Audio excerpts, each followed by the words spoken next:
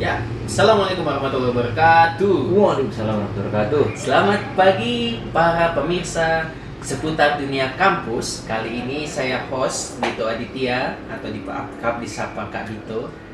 Duduk bareng lagi bersama Pak Cakti Indra Gunawan, SEMM PhD, beliau merupakan dosen di Universitas Tribuana Tunggadewi atau Unitri Bangler.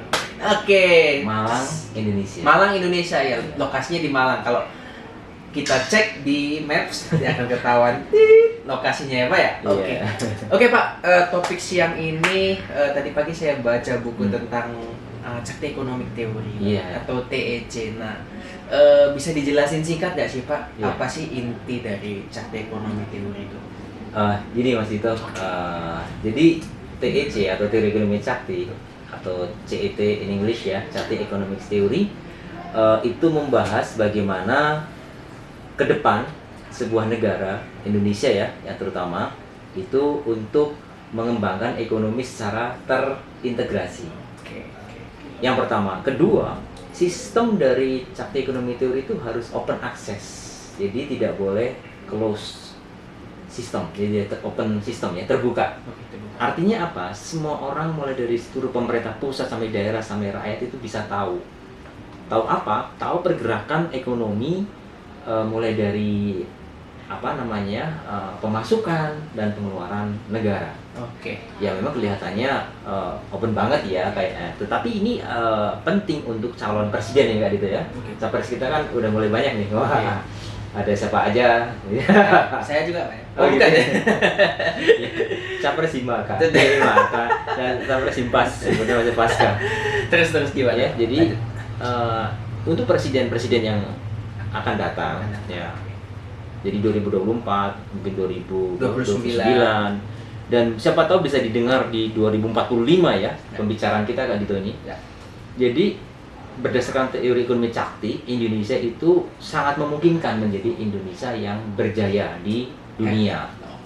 Jadi itu namanya golden civilization ya, peradaban emas. Sistem ini adalah sebuah kolaborasi, ada software memang ada softwarenya ya, ada software di mana bisa diakses Kak Dito oleh mulai presiden, menteri, DPR dan seterusnya hingga ke rakyat. Contohnya, misalnya kita ingin tahu sebenarnya kita berapa sih perlu ada investasi di sebuah wilayah.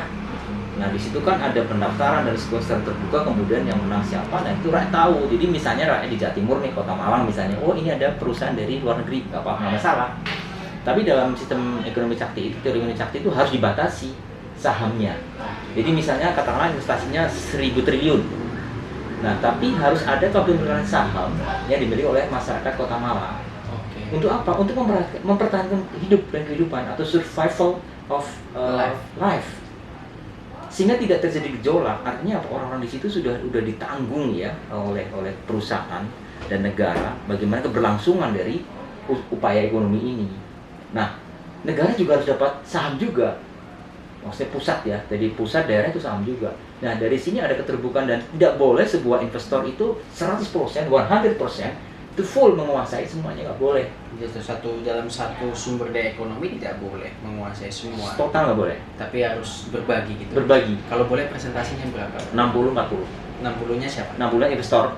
40-nya negara dan masyarakat setempat. Di dalam teori ekonomi Cakti. Kenapa harus bagi-bagi nih Pak kalau boleh tahu? Karena berdasarkan kenyataannya sampai sekarang, keserakahan manusia, keserakahan perusahaan itu akan membabi buta.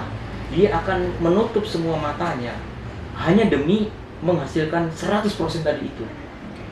Dia menyogok pemerintah, daerah menyogok ini kepentingan dan sebagainya dan dikorbankan rakyat lagi. Nah, yang paling tidak kita inginkan adalah uangnya kan dikeruk dibawa ke luar negeri lagi, maksudnya sahamnya ya kan. Tapi kalau 40% kan masih kembali ada ke masyarakat itu seperti itu. Oke. Selepas sesi pariwara setelah ini nanti kita akan lanjut. Siap. Apa sih teori ekonomi Cakti perannya bagi para pemimpin Indonesia ke depan? Mungkin kita break dulu, jangan kemana-mana, tetap di channel seputar dunia kampus.